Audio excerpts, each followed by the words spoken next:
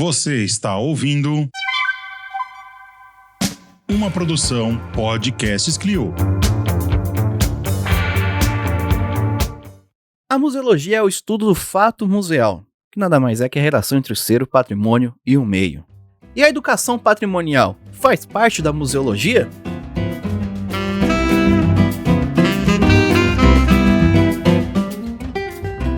Olá, queridos museanders, tudo bem com vocês? Aqui é o Gustavo Navo, estamos começando mais um Museando lindo, maravilhoso, se eu não me engano, um Museando 58, 59. Na edição eu vou colocar qual que é o museano certo aqui. Esse é o episódio 59. Mas, se eu não me engano, vai ser o 59 mesmo.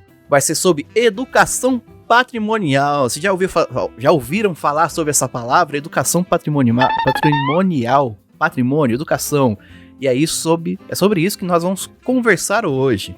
E para falar sobre isso, chamo hoje na bancada Juliana Gueiros. Alô Brasil, como vocês estão? Prontos? Prontes? Brasil! Eu tô mais ou menos, vou falar que eu tô muito não, porque esse assunto, ele é um negócio que parece que você nunca tá pronto. Sempre tem coisa pra discutir, sempre nunca vai ter uma resposta certa pra nada, é uma coisa... Museologia, né, amores? Museologia é sobre isso. Mas a gente vai conseguir trazer algumas discussões, pelo menos, para criar mais questões ou então para achar algumas respostas aí. Bora que bora. Vamos achar respostas, Ju. Bora lá. E também, nessa bancada, ela que também é linda e maravilhosa, tá com o cabelo molhado aqui, porque lavou o cabelo, está linda aqui hoje. Ela, Marina Gouveia. Hello, museanders! Primeiro, desculpa pela minha voz de gralha, mas, enfim, estamos aqui resistentes. E, oi Gu, oi Ju, como vocês estão? Eu lavei o cabelo depois de um bom tempo sem lavar, justamente pela minha voz de gralha. Nem vou contar a novela pra vocês, senão vamos chorar juntos aqui. Enfim... Eu tô muito animada para conversar sobre esse tema e eu ouso dizer, vou julgar aí, ó. Se a gente achar a resposta, tá errado. Será? Eu acho que as respostas geram mais perguntas. Melhorou, vai. Melhorou assim. Não é bagunça. Não é bagunça. Mas é isso. A gente sempre tem que estar alimentando essas discussões e trazendo mais problematizações, né? E pensando sempre que cada contexto é um contexto, cada universo é um universo e as pessoas podem decidir por si o que fazer com seus patrimônios ou não. É meio complicado falar que as pessoas podem decidir o que fazer com o patrimônio hoje em dia, depende da pessoa, né? Mas a gente vai discutir isso hoje também. Por isso ou não. Ou não. Polêmicas. Aqui gostamos muito de polêmicas. Bastante. E para discutir sobre esse tema, falar sobre esse tema e explicar um pouquinho melhor pra gente sobre esse tema, ele, nosso querido Átila Tolentino. Olá, Átila! Boa tarde, Gustavo. Boa tarde, Ju. Boa tarde, Mari. Boa tarde, museanders, como vocês falam, né, que vão aqui nos escutar. Para mim tá uma responsa muito grande estar aqui hoje com vocês, debater esse tema. E só para deixar já para colocar uma deixa, eu tendo a concordar com Mari, viu? No que ela acabou de falar, que eu acho que a educação ela é mais efetiva quando ela é baseada na pergunta e não nas respostas. Então eu acho que isso, ela já introduziu a nossa conversa aqui um pouco hoje, né? A gente vai falar sobre educação patrimonial. Maravilha, Marina sempre dando spoilers aí pro nosso querido museander. Ai, gente, a minha língua é grande, eu não aguento. É isso aí. Bom, então, a Átila, especialista no assunto, produziu vários textos aí. Se a gente conseguir, no final, a gente disponibiliza alguns textos aí que vocês possam ler. A Mari montou essa pauta em cima de alguns textos do Átila. E bora lá falar sobre educação patrimonial. Bora lá.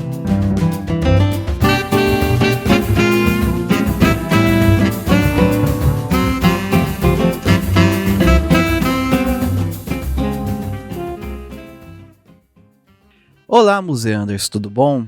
Vocês perceberam que a abertura tá um pouco diferente, né? Então, acontece que queremos disponibilizar os nossos podcasts no YouTube agora. Para isso, precisamos adequar e mudar algumas coisas no nosso podcast. Então, vamos mudar tanto as músicas que a gente utiliza aqui, né, a nossa trilha sonora, quanto também o nosso jeito de edição aqui. Vocês vão ver que esse podcast vai estar um pouco mais limpa a edição dele, assim, ainda tem alguns efeitinhos, né? Mas vai ser uma edição muito mais simples para poder facilitar a nossa vida aqui e publicar os episódios e também para a gente poder começar a postar no YouTube. Então espalhe aí a palavra pra galera e avisar que a gente já está no YouTube. Nós estamos testando 3 aberturas novas, né? Essa foi a primeira. Nossos próximos 2 episódios teremos outras 2 aberturas. Após a terceira abertura diferente, nós faremos uma enquete no nosso Instagram para ver qual que é a abertura que vocês mais gostaram. Isso mesmo, vocês vão poder escolher a música aqui da abertura do Museando. Pretendemos mais futuro contratar pessoas assim para fazer uma vinheta, né? Fazer músicas, né? Uma trilha sonora só para nós, mas por enquanto, como nós somos simples proletários, vamos se virando aqui com as músicas que o YouTube disponibiliza na sua biblioteca. E é isso, gente. Muito obrigado e bora lá pro episódio.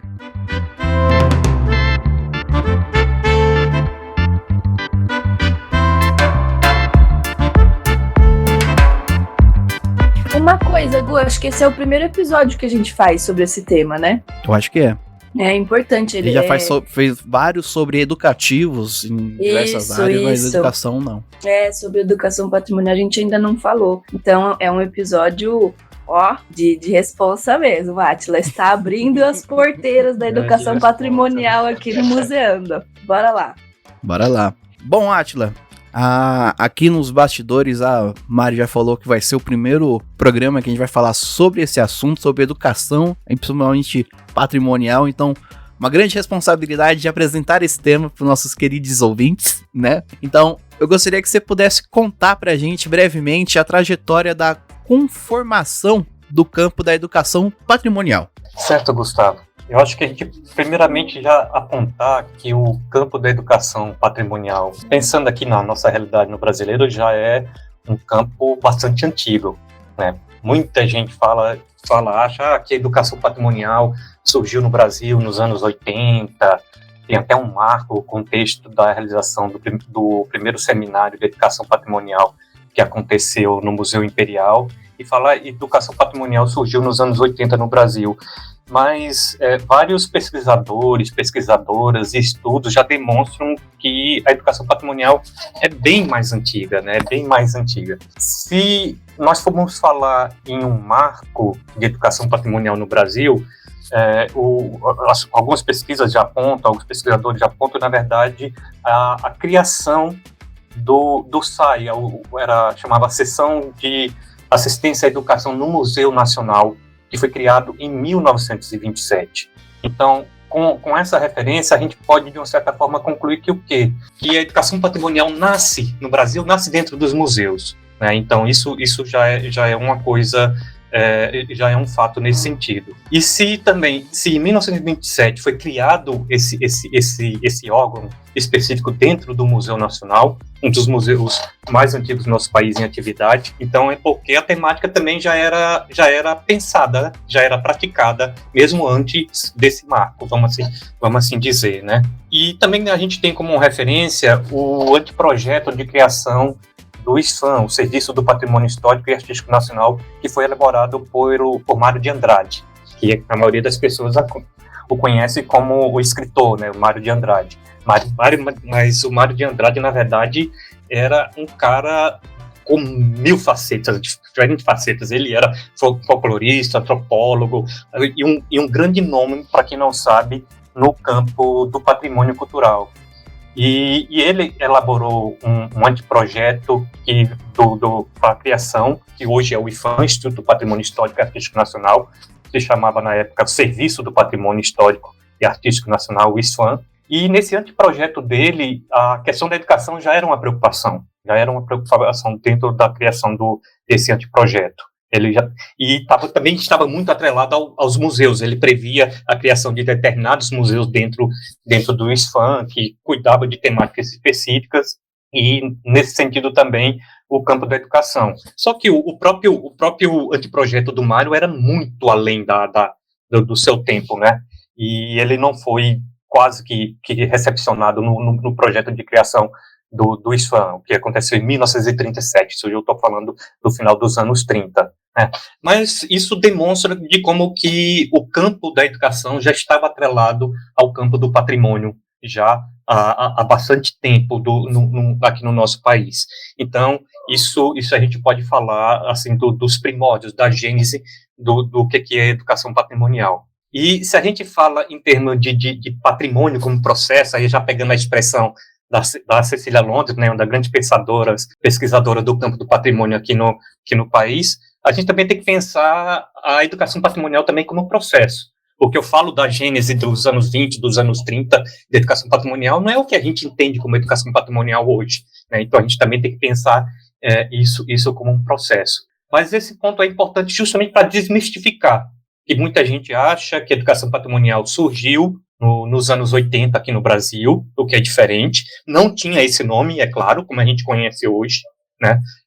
O seminário de educação patrimonial que aconteceu no Museu Imperial, de uma certa forma, cunhou a expressão educação patrimonial. Mas isso não indica que não se fizesse educação patrimonial antes dos anos 80 aqui no Brasil. E também ele foi importante para disseminar, colocar na boca do povo, vamos assim dizer, a educação patrimonial. E até mesmo fazer com que ela se tornasse agenda de políticas públicas ou de ações em diferentes instituições e no Brasil afora, vamos assim dizer também. Mas também isso demonstra que a educação já vem de longa data, já tem uma experiência de construção, de disputa, de significação, de ressignificação, ou seja, uma longa história aí pela frente. Ou seja, chegaram no arte e falaram, educação patrimonial começa nos anos 80, ele pega e joga lá para os anos 20, e nesse de jogar para os anos 20, eu queria ver com você, Átila, a gente sabe que os museus nessa época, principalmente no virado do século, ele tinha muito dessa parte de educar, ele tinha esse papel, como posso dizer, de educar pela lógica não nacionalista, como é que eu posso dizer? Das nações. Cívica, isso, essa educação cívica. Então, a educação patrimonial já começa com essa lógica cívica que os museus tinham na época, porque, como você falou, é um museu nacional, né? E tem muita questão, não só da questão do império, mas como várias partes da ciência, egiptologia lá dentro, né? Então, a educação patrimonial, a gente pode dizer que nesse começo do Brasil ele tem essa formação cívica, né? Eu não sei, Gustavo, se daria para afirmar isso, sabe? Eu afirmaria que também isso, eu acho que nesse sentido, mas eu acho que a gente não pode restringir. E quando a gente pensa em educação patrimonial, a gente também tem que colocar em perspectiva que ela é bastante ampla. Ela é bastante ampla, ela segue diversos caminhos. Eu suponho que, assim, se a gente pensar na gênese, é claro, aquilo que eu falei, o que a gente entende por educação hoje, na mesma coisa de educação naquela época. E tinha muito realmente, se a gente pensar no campo dos museus, os museus, pensando no Brasil, ele tinha muito essa história de afirmar um Estado-nação, um Estado-nação que estava se afirmando, e se afirmando num sentido de um ideal de civilização à luz dos países europeus, vamos assim dizer, né? Então, se a gente pegar por essa perspectiva, talvez você tenha razão nesse sentido, né? Mas eu gosto de pensar que a educação ela é muito mais ampla, mesmo se a gente pegar nessa gênese e hoje, mas que certamente ele tinha seria forte nesse sentido do que você está falando, se a gente pensar o campo dos museus nessa gênese brasileira, de que concebia realmente, queria afirmar um Estado-nação que estava se formando, frente a isso que eu falei, à luz da civilização no ideário europeus, e realmente numa perspectiva de educação, a gente pensa bem a trajetória, que pensava muito numa homogeneidade, numa pseudo-homogeneidade, que a gente sabe que não existia antes, não existe hoje, mas realmente numa pseudo-homogeneidade, e que pensava o patrimônio não como um campo de conflito, que vamos assim dizer, um grande pulo, se a gente for falar de hoje em dia, que patrimônio ele não é homogêneo, pelo contrário, ele é um campo de disputa, um campo de conflito, onde cabem diferentes perspectivas, diferentes visões de patrimônio, de referências culturais dos diferentes grupos sociais.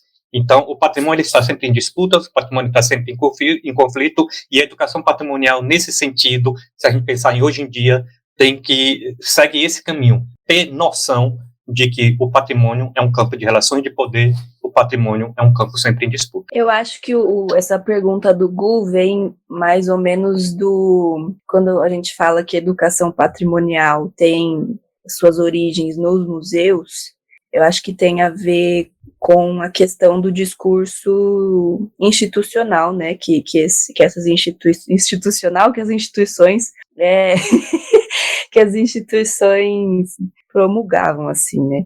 Então, quando a gente pensa hoje, pensar em educação que não seja algo para as pessoas, com as pessoas, num campo, como a Átila disse, de conflito e de trazer novas perguntas para as respostas, a gente acha que dá uma bugada, assim, né? Mas educação antes, a gente sabe que não era feito dessa maneira, né? A linguagem tradicional, os discursos oficiais, todo o checklist da homogeneização mesmo vinha junto com esse discurso, né? Então, quando a gente estuda a linha do tempo, da educação patrimonial, das intenções mesmo de preservação, do IFAM, antes, né, ISFAM e depois IFAM, tem ali uma linha de raciocínio dizendo que a partir de tal data, que geralmente está associada ali ao começo dos anos 2000, que aí vira uma chave. Mas antes disso, era uma coisa super bancária, do discurso oficial, isso é patrimônio, você precisa, então, valorizar, preservar e gostar disso e se identificar. Ia pela goela abaixo, né, das pessoas, e deixava um monte de gente fora disso, né? Não contemplava tanto a diversidade, e é nisso que a gente atua hoje em dia, né? Educação para a diversidade, educação pare com o conflito e por aí vai. E disputas também. Então, acho que a pergunta do Gu vem um pouco disso, me fez pensar nisso, né? O que já tem a ver com o próximo tópico, das nossas questões para a Átila aqui, né?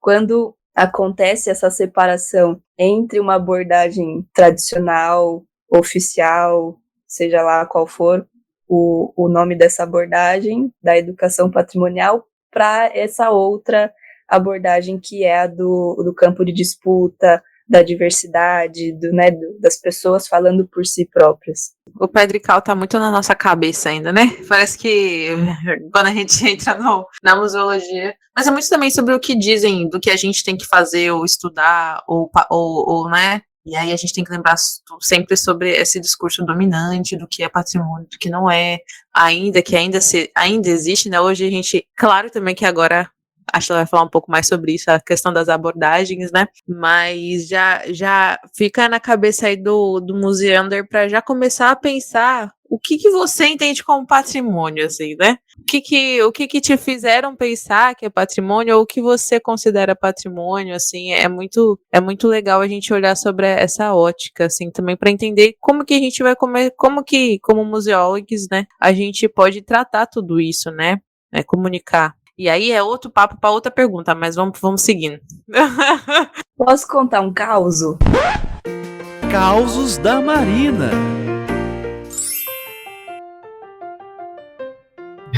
Lá, Mari. Conte. É que eu sempre lembro de uma amiga minha, Tainá. Ela se formou lá na galera dos conservadores e restauradores de Ouro Preto e tudo mais.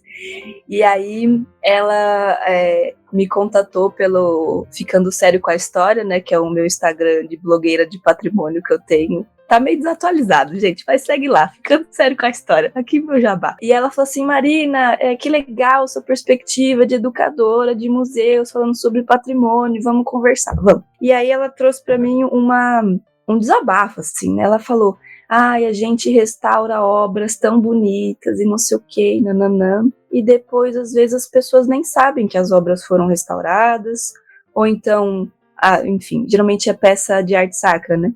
As peças ficam guardadas e não sei o quê. E tem uma cidade lá, que eu nem lembro mais qual que é, que a prefeitura investiu tanto no restauro da igreja, das imagens e não sei o quê, só que ninguém vai na igreja. Então a gente quer propor uma discussão de educação patrimonial para as pessoas irem para a igreja, não sei o quê, não. Eu falei, qual que é a religião das pessoas dessa cidade? Aí ela, eles são evangélicos. Era uma igreja católica numa cidade que a maioria era evangélica. Então, como que eu falei, amiga, como é que eu vou te defender nessa, né? Como é que eu vou chegar e falar, pessoas, essa igreja foi restaurada, blá, blá, blá. Né? A gente pode levantar uma pesquisa sobre isso e formular, enfim, difundir a informação. Mas quem vai decidir se vai visitar ou não, se vai se conectar com a igreja ou não cabe a mim, né, chegar e falar, eu sou educadora patrimonial e coloco aqui em você a luz do patrimônio, que é o que a cidade, né, que a prefeitura escolheu, né. Enfim, e no fim das contas, ela me contou recentemente que as peças estão guardadas mesmo, elas foram restauradas e estão guardadas, justamente porque, enfim, a comunidade católica, né, diminuiu muito nessa região, e não faz mais sentido para eles ter esse tipo de contato, sabe? Então, eis aí o caos, né? O que a gente faz? O que a gente discute? A gente conversa, né? A gente problematiza, mas como é que... Falei, amiga, não dá para eu chegar nas pessoas e falar, valorizem isso porque eu tô mandando, né? Porque eu sou a voz do patrimônio. Não é assim que funciona. Esse é o caos, gente. Obrigada. Esse teu caso, Marina, ele é bem bacana, que ele realmente ilustra toda essa discussão, né, que muita gente pensa que a educação patrimonial, quem gosta muito de falar isso é a professora Simone Schifoni, né, uma grande referência na educação patrimonial, professora aí da USP, que muita gente acha que a educação patrimonial ela é redentora, ela está lá para resolver os conflitos, e não é isso, né?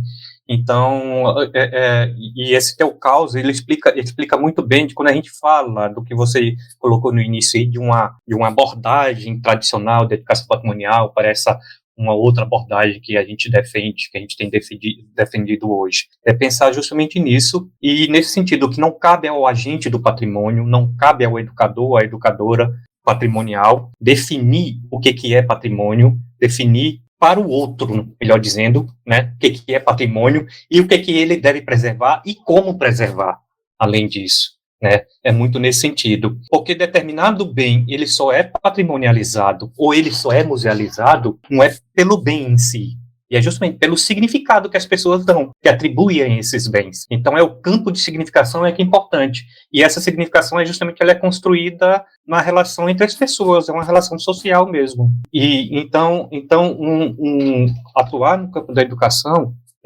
nesse sentido, é saber que os bens patrimoniais, eles são construídos significados a esses bens, e essas construções, elas são de diferentes formas. As pessoas eu gosto muito de falar que patrimônio é afeto. Patrimônio é afeto, mas quando a gente pensa em patrimônio é afeto, ele afeta as pessoas de diferentes formas. Não é só o afeto que é ligado ao amor, tal. Isso é importante também, mas as pessoas são afetadas de diferentes formas pelo patrimônio. Eu gosto muito de uma metáfora do professor museólogo Mário Chagas. Eu vou trazendo muitas minhas referências aqui, gente, que ele fala que nenhum corpo pode ocupar dois espaços ao mesmo tempo. Isso a gente aprende bastante na física. Mas o corpo patrimonial, ele pode ocupar diferentes significados. Então, eu gosto muito dessa metáfora dele. E justamente por o corpo patrimonial ocupar diferentes significados, é porque o patrimônio é um campo de disputa, é um campo de diferentes de conflitos. Não é à toa também que a gente tem visto hoje, ultimamente, não é de hoje, mas isso tem se propagado de uma forma muito forte ultimamente, as disputas em torno dos monumentos públicos, os monumentos que estão no espaço urbano, no espaço público. E é justamente por conta disso que as pessoas são afetadas de forma diferente em relação aos patrimônios, em relação aos monumentos.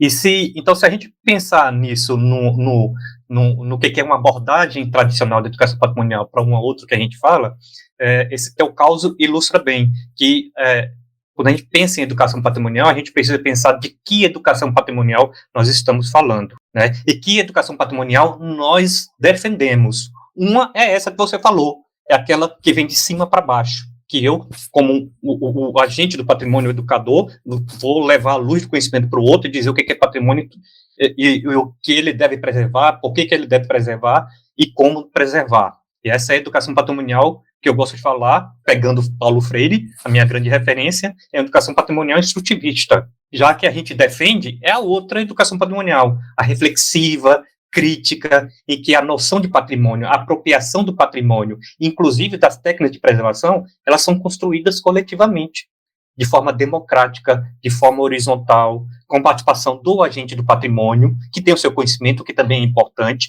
do educador, da educadora, do professor, da professora, mas também são tão importantes os conhecimentos que estão nas próprias comunidades, no que a gente costuma de falar dos detentores das referências culturais, dos nossos alunos, se a gente pensar na educação patrimonial, no ambiente formal, na escola. Então, isso de forma horizontal, esse compartilhamento de forma democrática dos diferentes conhecimentos, dos diferentes saberes e da apropriação e concepção do que é patrimônio cultural. Ou seja, tá fácil pra gente, né, gente, lidar com esse tema. Tá facinho, galera. Tá rapidão. É fácil demais. Quem pensa que atuar com o campo do patrimônio, com a educação patrimonial, é fácil, não é não. Mas por isso que é bom, por isso que é bacana. São desafios. Existe campo, galera. Vem estudar. Vem com a gente. Posso contar mais um caos? Não é nem caos. Conta. É que... Ai, gente, perdão. Eu tenho história pra contar, né?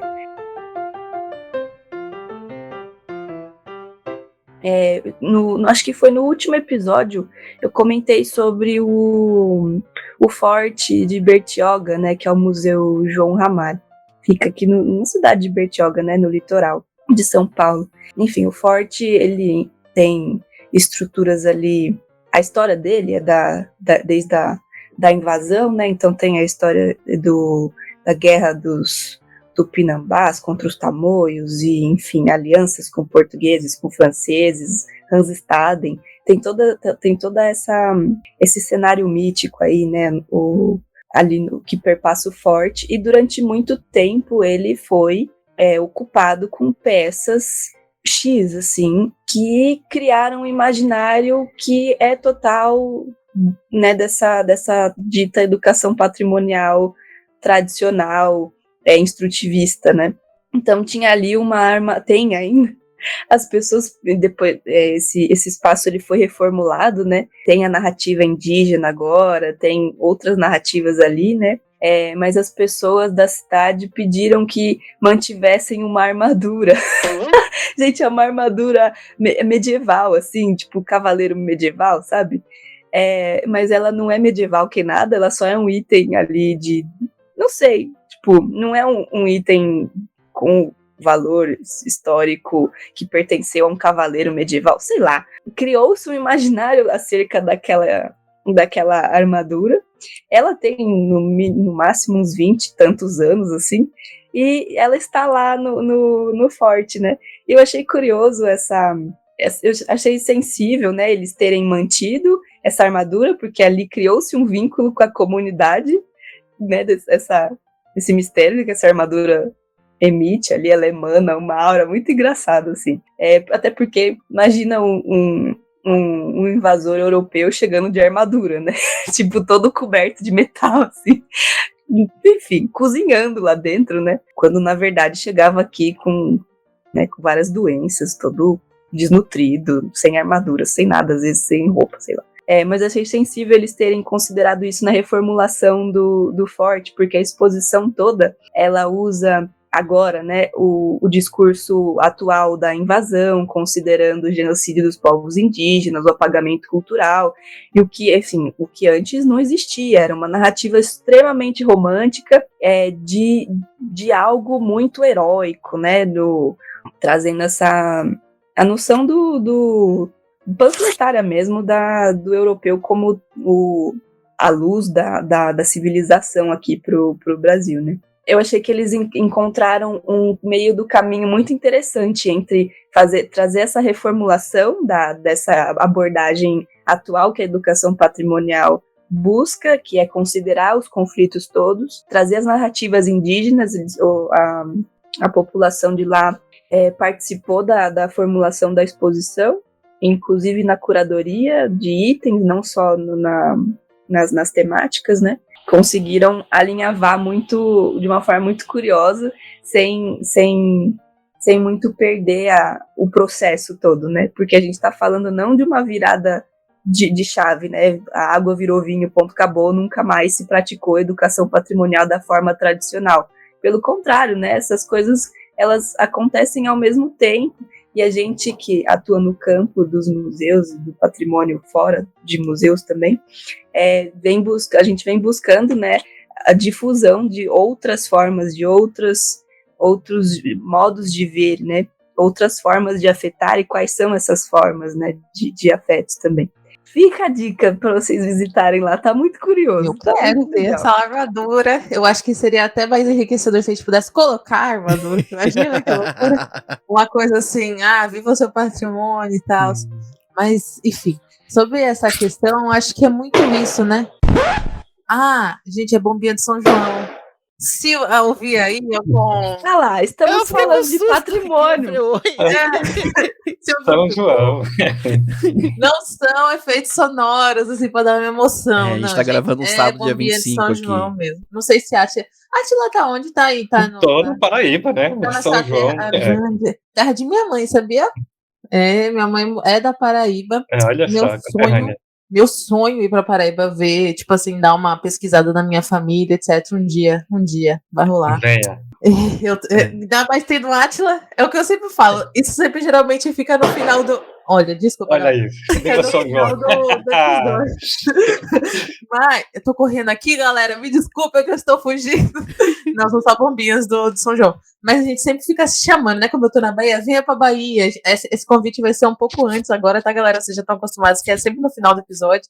Mas se a Átila me chamou pra Paraíba, eu vou também chamar pra Bahia, porque é necessário fazer essa troca. Enfim. Sobre essa questão das abordagens, né? Eu vejo muito um processo de mudança de visão, mudança de foco, eu digo, né?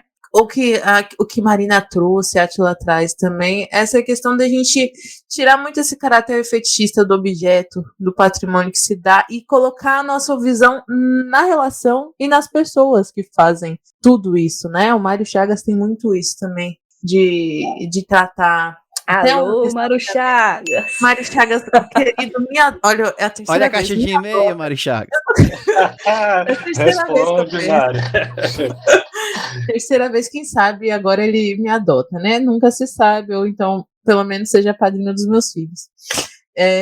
Porque Mário Chagas é incrível. Não, vamos dizer que não. E quase tudo que eu penso sobre essa questão da educação patrimonial, educação museal, até que a gente vai discutir um pouco mais pra frente, é muito na visão da abordagem quanto à comunicação, quanto à relação das pessoas com o objeto, do que do objeto em si, porque isso pra mim é muito tradicional, é como a gente tava conversando, né, é uma abordagem muito, assim, realmente pedrical do processo, assim, que a gente foca só no objeto e, enfim, e até é muito legal também, talvez, não sei, citar um pouco o Legoff, que eu já trouxe outras vezes aqui, dessa questão de atribuição de valor documental, né, dos monumentos, dos patrimônios, que a gente entende, né, como um local de poder, gente, a gente lida com poder, querendo ou não, a gente... Desde sempre tá tendo que lidar com esses discursos de poder, assim.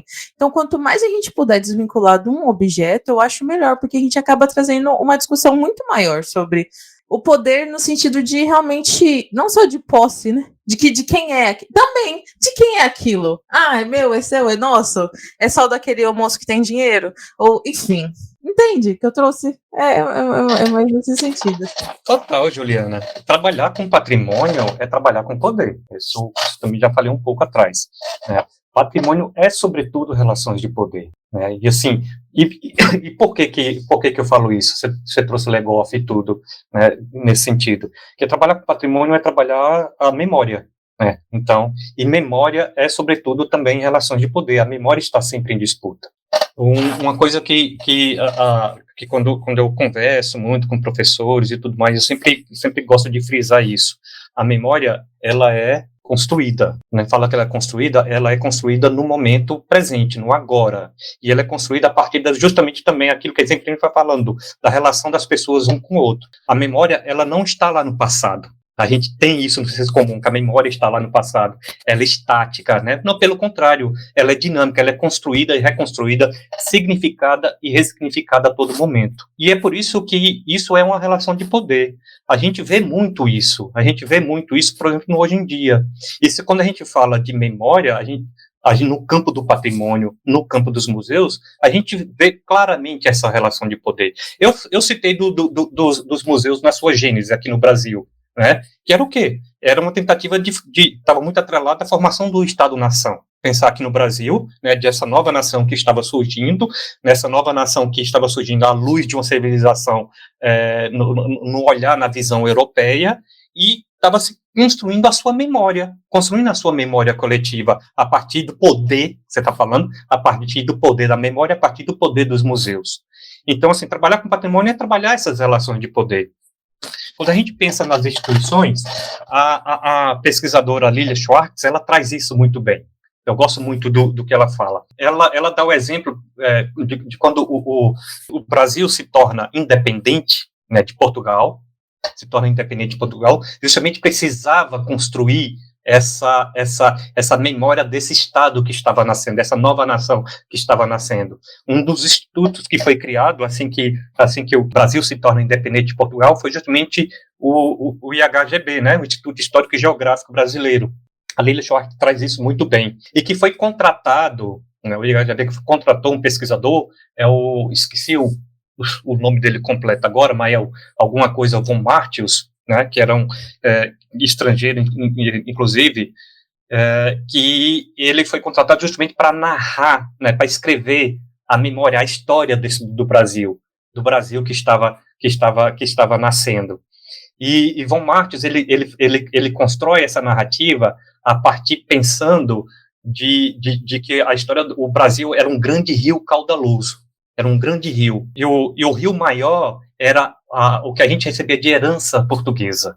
E tinha os pequenos afluentes, que eram as nossas heranças africanas, as heranças indígenas, dos povos indígenas, por aí vai. Então, você vê, na sua gênese, essa construção dessa memória do Brasil já estava nesse sentido, se mantendo essa visão totalmente colonizante, que a gente tem até hoje. Então, a Lilia traz isso muito bem. E se a gente for fazer um paralelo do que a Lilia traz da história do IHGP, se a gente for pensar, por exemplo, o nosso paralelo, o IHGP, ele foi criado em 1838, acho que foi alguma coisa assim. Eu decorei a data, porque o IPHAN foi criado em 1937, quase 100 anos depois. E se a gente for pensar também na gênese do IPHAN, né, dos bens tombados que foram tombados inicialmente assim que o IPHAN foi criado, o IPHAN é criado em 1937, uma grande maioria, eu poderia dizer que até a maioria mesmo, a maior parte dos bens tombados hoje pelo IPHAN foi em 1938, ou então logo nos primeiros anos de criação do IPHAN. Então, se a gente for pensar na memória nacional que foi construída do Brasil a partir dos bens tombados, é o quê? É esse rio caudaloso português. Que nossos bens tombados são o quê? São as referências coloniais, como a Simone Schiffoni, eu novamente trazendo a Simone Schiffoni, como fala, são as casas grandes, fortalezas e os bens religiosos cristãos, judaico-cristão. Então, é nesse sentido. Então, você vê, a nossa memória nacional construída a partir do IPHAN, também, na sua gênese, também foi esse grande rio caudaloso português, enquanto as nossas referências outras eram apenas pequenos rios. Então, isso demonstra como que é isso que Júlio trouxe.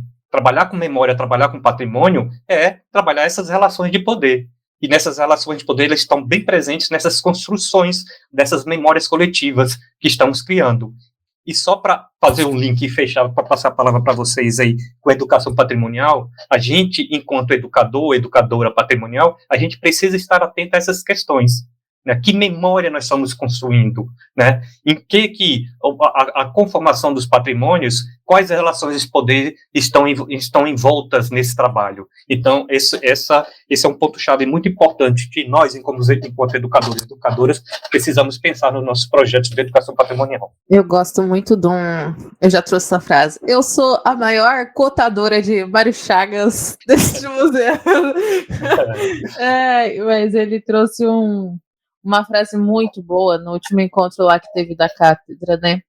que foi presencial depois de muito tempo, né? Vários nomes, estava lá no Facebook. Acho que a Átila deve ter participado também. Não sei, assim, online, né? Mas ele fala, o que a gente está fazendo, né? Dando ênfase no poder da memória ou na memória do poder. Isso, pra mim, minha cabeça explode, assim, ai, adoro. Abre a mente, né? Adoro as frases que você não está esperando. Aí, do nada, vem uma frase assim, pá. Eu lembro, gente, no meio da pandemia, quando a Inês, na verdade, eu tava vendo uma coisa da Inês Gouveia, amiga de Marina Amaral Gouveia. A gente ainda acha que é prima, mas tá para pesquisar ainda. Que fala que o Mário Chagas, aí ela citou o Mário Chagas falando do Museu E, né? Não é Museu é Museu E. Isso, para mim, puxa muitas coisas do quanto de questionamento a gente tem e também do quão. Aí vem o quanto que a gente está sempre lidando com tudo isso, né? Eu falo que medicina não é nada perto de museologia e ninguém acredita. Mas é isso aí. Ju, eu posso contar um caos? Já que Marina contou, posso contar um caos envolvendo o Mário Chagas? Já sei as fofocas, vamos assim dizer, né? Aí eu vou pedir desculpa para os meus alunos, que eu fui professor de uma disciplina na especialização em museologia comunitária e identidade lá da Fundagem, da Fundação Joaquim Nabuco. E nós estamos na época dos memes, né? Então, os alunos faziam os memes dos professores, dos principais autores. E é claro que Mário Chagas entrou nessa. E um dos memes era do Mário Chagas, e ele com a perguntinha: você já me citou hoje? Pode colocar que sim. Pois é, justamente. Mário é a grande referência. Eu não sei se ele sabe disso, ele ouviu um dia, ele vai saber. Mas era uma das figurinhas que circulava nos nossos grupos de WhatsApp lá da Fundagem. E essa fala também do Mário que você colocou aí, né, no seminário, esse último que aconteceu, né, do Dominó, me lembrou uma coisa muito bacana. Eu até citei isso já num dos textos meus, mas que me lembrou isso muito bem. O IFAM aqui da Paraíba, ele está com a sua sede em reforma, né? Sua sede em reforma.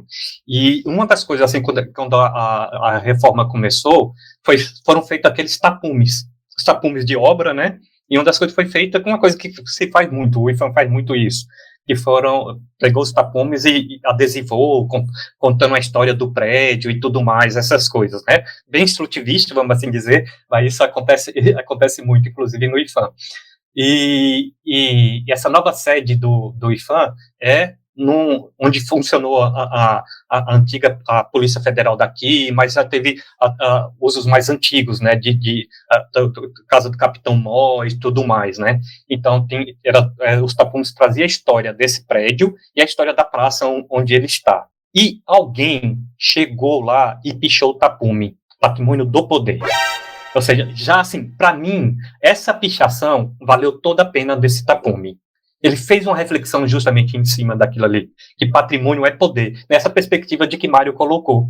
Né? A gente não precisa pensar, né, não só no poder do patrimônio, mas no patrimônio também como poder. Então ele fez uma reflexão crítica naquilo ali. Então se a gente fala de educação, a educação reflexiva, crítica, para mim aquela pichação já valeu a pena. Ele pichou o tapume daquele monumento e fazendo esse questionamento, né, patrimônio do poder, ou seja, para quem que é aquele patrimônio? De quem que ele é, a quem que ele afeta, de que forma que ele afeta, de quem que ele empodera. Então, foi feita uma reflexão a partir dessa pichação, dessa única frase, que para mim valeu a pena todo o trabalho. A relação estava feita já podia, nem precisava mais. Pode deixar a obra aí. Chega a arrepiar. Que incrível. Chega a arrepiar. Quando eu vejo essas intervenções nos monumentos, né, ou nos tapumes, enfim, eu fico bem arrepiada, assim. Que eu não vou lembrar. Teve uma exposição no Sesc Belenzinho, aqui em São Paulo, que teve uma obra em fotografia que o povo indígena que mora aqui no Pico do Jaraguá, eles fizeram, eu falo aqui porque dá para ver da minha casa, o Pico do Jaraguá. Eles fizeram uma intervenção nesse sentido, tipo, colocaram em cima das árvores, dava para ver aviões, né, sobrevoando, faixas com perguntas desse tipo, né, de memória e poder em relação aos patrimônios indígenas, né. e ao genocídio indígena que tá rolando da torta direito aí. Mas chega arrepia, né? Aqui em São Paulo tem muito, sempre tem, quando tem protesto indígena, né, eles picham o empurra-empurra aqui do Parque Ibirapuera, né, que é uma escultura gigantesca do Brecheret. E, assim, eu vou defender até o fim da minha vida que a prefeitura não devia limpar aquilo. Tipo, eles passam tinta vermelha no pescoço ali dos personagens ali da escultura, né? E aí tem aquele discurso, depredação do patrimônio, blá, blá, blá. Aquilo ali é tão simbólico, mas é carregado de um negócio que eu não sei nem qual é a palavra que eu escolho para descrever isso. Ô, Mari, porque só para, né, reforçar o que você está falando, o nome empurra é que a gente dá de carinhoso, né? O nome carinhoso que a gente dá para a escultura, né? O nome é Monumento às Bandeiras. Bandeiras, exatamente. Obrigado, Gu. Não, sim, então, tipo, a questão, né, é as bandeiras. E para caso alguém que o museander que não seja de São Paulo também, para dar um Google aí para vocês verem a loucura que é esse. É uma escultura gigantesca que tem uma galera carregando o barco da nação, assim, né? Tem um barco, né? É uma coisa grande. É uma canoa. Eles estão virados para o oeste, são 2 bandeirantes a cavalo na frente e os indígenas atrás empurrando a canoa. Indígenas, não me lembro se tem se tem negros, né, escravizados. Né, mas tem indígenas escravizados empurrando a canoa também. Essa é a grande referência, né, quando a gente pensa em intervenção em monumentos, o monumento às bandeirantes, às bandeiras, né, como o Gustavo corrigiu. Eu acho que essa é a grande referência, se a gente pensar. Esse é um dos mais contestados, vamos assim dizer, pela posição que ele está, pela referência que ele está, o monumento às bandeiras. Eu gosto muito sempre de trazer esse monumento quando a gente discute essa questão de intervenção nos monumentos públicos. Diga, Mari. Eu lembrei agora, gente, o Gu sempre fala que a gente está super em sintonia, né? Os nossos episódios, eles são muito conectados com o que acontece por aí. E hoje, eu subindo aqui a Avenida Angélica, ela é toda cortada, né? As perpendiculares à Avenida Angélica são nomes de estados, então tem a Rua Pará, a Rua Alagoas, Rua Maceió, e não sei o quê. E aí, eu no ônibus subindo a rua, eu gosto de olhar a placa, né, das ruas, as plaquinhas que ficam na esquina, né, indicando o nome das ruas, e a galera tá colando assim, Rua Alagoas, terra indígena, o adesivo amarelo embaixo, assim, ó. E aí foi indo todas as ruas com nome de estado, e é uma região, aqui pra cima, uma região super nobre, né, e que tem nomes de estados que, tipo, enfim, São Paulo carrega o país, né, tem toda aquela baboseira, né. E aí, buraco, só se for, né. Adorei. E aí tem essas plaquinhas com os estados, né, dali para cima do país, que sei lá se o pessoal se importa ou não, sabe, nessa região nobre. Muitos trabalhadores nordestinos vêm para cá, né, para trabalhar. E aí tá tudo, todas as plaquinhas dos estados estão ali, terra indígena, terra indígena, terra indígena. Falei, uau. Achei também bem power. Não, eu sei, galera, eu sei que a gente já desvirtuou o nosso roteiro completamente, mas acho o bacana é isso, vamos ser insurgente mesmo. Né, que essa conversa me lembrou algumas coisas, só para a gente sair do eixo de São Paulo, né, eu gosto muito também de trazer, vou trazer um exemplo aqui Por favor, nos tire, porque a gente está muito preso aqui. Eu vou trazer um exemplo. A gente bolha. Não, mas assim, eu vou trazer um exemplo aqui daqui da Paraíba, que eu gosto muito de citar, nessa intervenção em monumentos, e que demonstra isso, né, de como que a memória está sempre em disputas, inclusive dentro a partir do patrimônio, a partir dos monumentos públicos. Aqui em João Pessoa, a área central de praia, vamos assim dizer, as mais conhecidas são Cabo Branco e Tambaú, né, e são as praias mais badaladas daqui. E no meio delas tem o que é conhecido aqui, nós vamos lá no Busto. É o busto. Na verdade, onde tem um busto do Almirante Tamandaré, né? Almirante Tamandaré. Então, é conhecido como busto. E, por conta das intervenções do poder público urbano, né? Esse busto estava na área central, nesse largo, vamos assim dizer.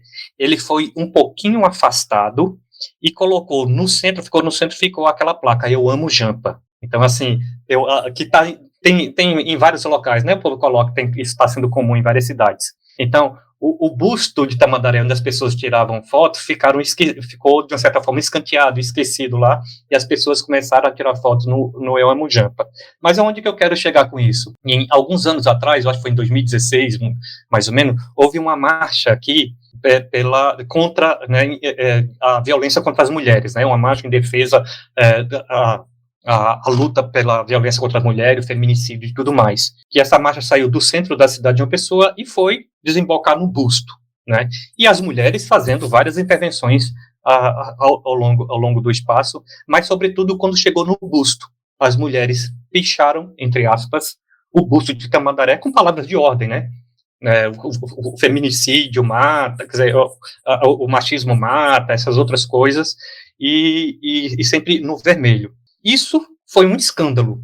Isso foi um escândalo na prefeitura, na mídia, entendeu? Na mídia, que em vez de pautarem realmente a luta justa dessas mulheres contra o feminicídio, contra a violência contra as mulheres, no outro dia foi criminalizando o movimento porque depedraram o espaço público. E diga-se de passagem, gente, essa pichação que elas fizeram foram com tinta guache vermelha e batom. No outro dia, a prefeitura, menos de 24 horas, já limpou tudo, entendeu? Mas, em vez de pautar realmente a luta, né, dessas mulheres, foi o quê? A pior coisa foi a depredação do espaço público, a depredação dos nossos monumentos e tudo mais. Entendeu? Então, assim, isso demonstra como que o espaço público ele está em disputa, os patrimônios estão em disputa, como que a memória, ela também se vincula às nossas demandas e às nossas lutas sociais.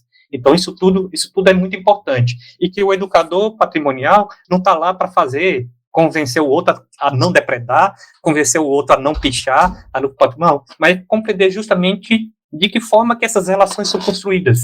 Quais são as relações de poder, a gente está falando muito disso, que está nessa configuração do nosso patrimônio, da configuração da nossa memória, e inclusive que isso que impacta, entre várias outras coisas, no ordenamento do espaço público, do espaço urbano. Gente, assim, para você, querido ouvinte, ter contexto da gravação, a gente está gravando no dia 25/6. No dia 23/6, teve a cassação de um vereador em Curitiba, que ele supostamente foi caçado por invadir uma igreja e fazer, como diria, baderna dentro da igreja. Mas a gente tem gravação de que ele foi, depois que a missa acabou, ele teve autorização do pessoal da igreja, do padre, para poder entrar na igreja, e a igreja era a igreja de Nossa Senhora do Rosário dos Homens Pretos. E a manifestação era uma manifestação antirracista, e esse vereador é um vereador negro em Curitiba. Então, gente, como as o coisas se discurso, encaixam? né? É sobre como que é tudo tão bem engendrado que a ideia do que é pertencer, porque estava escanteado, como a Átila falou, por exemplo. E aqui o Gu trouxe uma boa assim, um exemplo de como, né, é sobre uma. Aqui a gente pode talvez falar um pouco de indústria cultural, talvez, mas é sobre algo maior, assim, né, no sentido do discurso mesmo. Não sei se o que eu tô falando é doideira, mas estava escanteado esse busto. Aí depredaram, aí do nada toda a Paraíba se juntou para falar, olha, isso aí tá errado, isso aqui, mas é a partir de qual lugar que isso é importante para você? Antes não era, tipo, não havia essa... Porque agora que é depredado, que fere algo que você acha que é importante, da onde vem esse pertencimento? Sabe? Por que o almirante não sei o que é importante? É que eu não sei a história do busto, pra falar que é algo, uma questão assim de poder, né? Eu não sei. Não, eu adorei o almirante não sei o que. Agora vai ser o almirante não sei o que. Juliana batizou o almirante. eu não lembrava o nome do busto, mas do busto, por que ele é importante, sabe? Porque quando é depredado por uma causa, né, por uma luta extremamente importante, acaba sendo tão importante assim, acaba sendo uma comoção nacional. De onde vem essa ideia? E aí é nisso mesmo que a Átila falou, a gente trabalha nessa mediação também, né, enfim, Porque eu vejo muita coisa assim, a galera passa nos monumentos que são monumentos extremamente violentos, a gente vê histórias violentas sendo contadas de extrema... Aqui no Pelourinho, gente, eu moro perto do Pelourinho até, a galera tira foto, tudo mais, encosta onde a galera era açoitada e tudo mais. Está havendo, aí fica o puxão de orelha, está havendo a discussão quanto a esse patrimônio, quando a galera vem aqui tirar foto sorrindo, tirar foto, sabe? E a gente vê um processo governamental de, tipo, turistificação de todos os patrimônios, e isso é algo assim que isso aí é pra eu perder meus empregos futuros mesmo, galera, que eu tô trazendo aqui. Mas é nesse processo que a gente tem que trabalhar também, né? O patrimônio como também uma ferramenta de transformação social mesmo, da gente entender de onde que vem tudo isso, assim, né? Enfim, vocês entenderam essa questão do discurso que eu quis trazer, assim, como é legal a gente tá com as anteninhas, assim, piscando, assim, falando, não sei não, hein, galera? Isso aí parece estranho. E é o que eu mandei a mensagem pra Mari ontem, a gente falando sobre como nossos temas a gente vai encaixando uma coisa na outra, como que tá acontecendo, né? E você falando também, o Átila, sobre o IFAM, a gente tá querendo fazer um episódio sobre o IFAM, e o IFAM de repente vira nessa loucura aí de cidade perdida, vira um vilão, porque o IFAM quer minerar ouro na Amazônia, que não sei o que lá, meu Deus do céu, gente. O IFAM, FUNAI, Fundação Cultural Palmares, né? Então, inclusive, Átila, se conhecer alguém que a gente possa gravar um episódio aí sobre fã, até você mesmo. Conheço. Não, mas conheço. Não, mas tem gente muito boa lá para poder falar. Cláudia Baeta, pode chamar, eu acho que... Pronto. Se puder depois Cláudia. Patinhos. Olha, Cláudia, já tô te convidando para participar desse episódio. Acho que seria ótimo. Vem, viu? Cláudia, vem, Cláudia. Cláudia Baeta Leal, acho que seria ótimo para vocês falarem com ela. Deixa no episódio, hein? Que se ela não aceitar, a gente volta nele e manda ele. Bom, Átila, a gente já deu a volta ao mundo aqui, conversando sobre várias coisas, sobre vários patrimônios. Eu gostei que a gente não se prendeu em São Paulo, falamos de vários locais aqui. Você trouxe exemplo da Paraíba, de João Pessoa, a gente trouxe também aqui de Curitiba. Bom, dando seguimento à nossa conversa aqui, eu só queria ver com você, a educação é um método? A educação patrimonial é um método? É um processo educativo? Uma coisa exclui a outra? Bom, Gustavo, essa é uma pergunta que eu já falei bastante sobre ela, as pessoas geralmente perguntam também, né? Então, assim, de cara, já quem falou que a gente não vai dar a resposta, essa eu dou uma resposta muito clara. Educação patrimonial não é um método. Eu acho, assim, que é uma das coisas que veio até por conta do próprio, a gente já falou do seminário do Museu Imperial, que aconteceu nos anos 80, e uma das coisas que resultou desse seminário foi o conhecido Guia Básico de Educação Patrimonial, né? Que é uma publicação do Museu Imperial e tudo mais, e que lá fala que, quando eu falei que é de onde apareceu a expressão educação patrimonial, né? E lá fala que a educação patrimonial é uma metodologia, está lá o tempo todo, a metodologia da educação patrimonial, e isso, de uma certa forma, foi replicado e muitas vezes acriticamente. Então, o que a gente defende, o que inclusive está na política pública hoje, que se concebe como educação patrimonial, é a educação patrimonial como processo. E no processo que ele requer diversas metodologias, não existe uma metodologia específica para se atuar com a educação patrimonial. Né?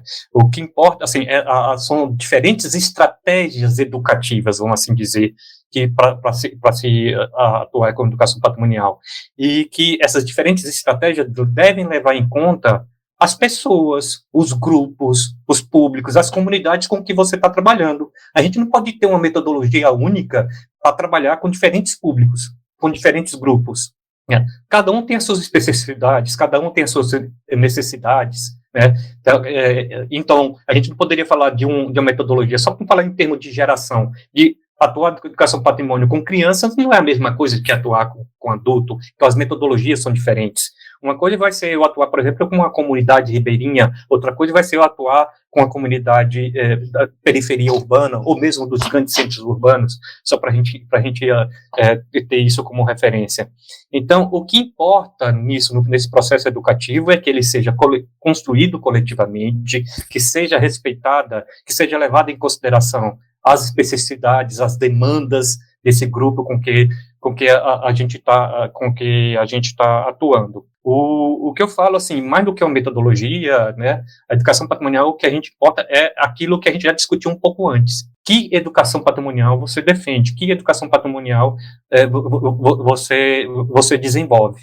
Né? Eu já ataquei aqui, de uma certa forma, aquela educação patrimonial instrutivista. Não é essa que eu, Átila, enquanto educador, enquanto agente do patrimônio, enquanto um servidor público, não defendo. Eu defendo justamente aquela educação patrimonial trazendo os ensinamentos de Paulo Freire, reflexiva, crítica, em que os patrimônios entendido como um campo de disputa, um campo de conflitos, um campo de construção, né, e que a apropriação, a concepção do que é patrimônio é construído coletivamente. E não só a concepção, a apropriação, eu gosto de falar também os próprios mecanismos de preservação, que a gente pensa que só o Estado que sabe como preservar. Não. Muitas coisas, elas são preservadas, estão ali no seio da comunidade, pelas estratégias próprias, né, com que eles fazem, a despeito do Estado. Então, a gente, enquanto agentes do patrimônio, também temos muito o que aprender com isso, né, com esses saberes, inclusive de preservação, não só de apropriação do patrimônio, mas também de preservação que são feitos, que são realizados no dia a dia por esses diferentes grupos sociais. Lindo, falou tudo. Não sei nem o que falar depois disso aí, mas eu gosto muito da... Eu vou até rever. Não gosto. Diga, Mar. Desculpa, eu sempre corto a Ju, perdão, Ju, fala aí. Tudo bem, eu sei que é pessoal, tá tudo bem. Que horror. Brincadeira. Chama ansiedade mesmo, não é pessoal, não. Eu ia falar que eu vou até rever o material aqui que tá no forno ainda, porque eu fiquei pensando assim, será que eu escrevi algo que pode dar a entender outra coisa, né? Enfim, fiquei só matutando aqui, ó. Mas isso vai ser pra sempre, amiga. Eu vou rever aqui um texto meu, vai ser pra sempre, não, É porque o texto tá no forno, não foi lançado ainda, eu posso rever, tá nesse momento, entendeu? Que bom, Mara, a gente tá aqui pra matutar mesmo, né? Então é pra isso. Criar novas coisas muito, né? É uma construção mesmo. Eu gosto de falar muito quando eu falo da minha, como é que fala, trajetória, por exemplo, que quando eu comecei a atuar com a educação patrimonial, que muitas das ações que eu fazia eram totalmente instrutivistas. Totalmente. A gente começa assim mesmo, a gente começou assim, a gente aprendeu no caminhar. E o que é importante é isso, eu acho que essa tua postura que você está colocando, é a gente refletir a todo momento da nossa própria atuação. O que é que nós estamos fazendo? O que é que nós estamos fazendo? Uma das perguntas que eu gosto muito de colocar na minha atuação, que eu falo muito quando eu estou dando aula, falo com os alunos, com meus alunos e tudo mais, é o seguinte: a nossa atuação no campo do patrimônio, até que ponto a nossa atuação no campo do patrimônio, no campo da educação patrimonial, não está contribuindo para perpetuar injustiças sociais? Isso é sempre importante perguntar, porque o patrimônio cultural, a gente falou muito de patrimônio do poder, o patrimônio cultural, ele perpetua injustiças sociais, muito, muito. Então, isso a gente precisa perguntar a todo momento. E nós, enquanto agentes do patrimônio, enquanto educadores patrimoniais, a nossa ação, ela está perpetuando essas injustiças sociais nas suas diferentes faces, seja por meio do racismo, do patriarcalismo, da perpetuação da colonialidade, né? Então, isso acontece muito por conta do patrimônio. Então, essas questões a gente precisa sempre colocar na nossa atuação. Posso puxar a sardinha para minha área de pesquisa rapidinho? Porque eu acho que também, isso também a gente tem que pensar na parte de acessibilidade, porque uma das coisas que eu... Na verdade, é o meu tema de pesquisa, né? Por favor, gente, não me copia, não. Eu não publiquei nada ainda, não, por favor, não faça isso comigo. Mas copia não, comédia. Copia não, comédia. Mas de como, até que ponto, usando nessa frase, nossa contribuição também não perpetua essa falta de acesso para todo mundo as informações que a gente pode ter, né? Porque a passividade é muito perigosa, né? A gente não pode... Eu acho que a gente tem que contribuir para que a educação patrimonial, a educação museal, seja livre de passividade. Nesse sentido, eu digo que a gente não tenha que fazer por outras pessoas, mas que elas possam fazer por elas mesmas, né? Justamente, que elas possam entender o patrimônio do jeito que elas quiserem. Para isso, a gente precisa dar essa acessibilidade, seja com termos que as pessoas possam entender melhor, seja com acesso de atitudes, acesso, né, na própria presença, enfim, no próprio chegar a este patrimônio, né? Como eu posso fazer com que... Ju, eu posso comentar uma coisa nisso que você está falando? Assim, 2 coisas, né, da minha experiência. Eu tenho atuado bastante agora, também está sendo parte da minha pesquisa do doutorado, mas também com minha atuação como agente do campo, eu tenho colaborado bastante com o pessoal do Memorial das Ligas e Lutas Camponesas aqui da cidade de Sapé, a cidade interior da Paraíba. É o memorial que as ligas camponesas foram os movimentos sociais mais importantes na década de 50 e 60 pela luta do direito à terra e dos trabalhadores e das trabalhadoras do campo. O MST, por exemplo, a gente costuma dizer que é um herdeiro, é um filho das ligas camponesas. E essa é uma preocupação constante deles, né? Quem está à frente do memorial é um casal jovem, né, casal jovem assim como vocês, que são camponeses também, vivem lá na comunidade onde o memorial está, e essa é uma preocupação constante, né, da produção desse memorial, do que a gente faz junto, para chegar a esse público de camponeses, que a gente sabe que muitos deles não têm a leitura da palavra escrita, né, lê o mundo, como nos diz Paulo Freire, de diferentes formas, mas não tem a leitura da palavra escrita, e de que forma que a gente produz os conteúdos do próprio memorial, do que a gente faz e tudo, para chegar a esse público.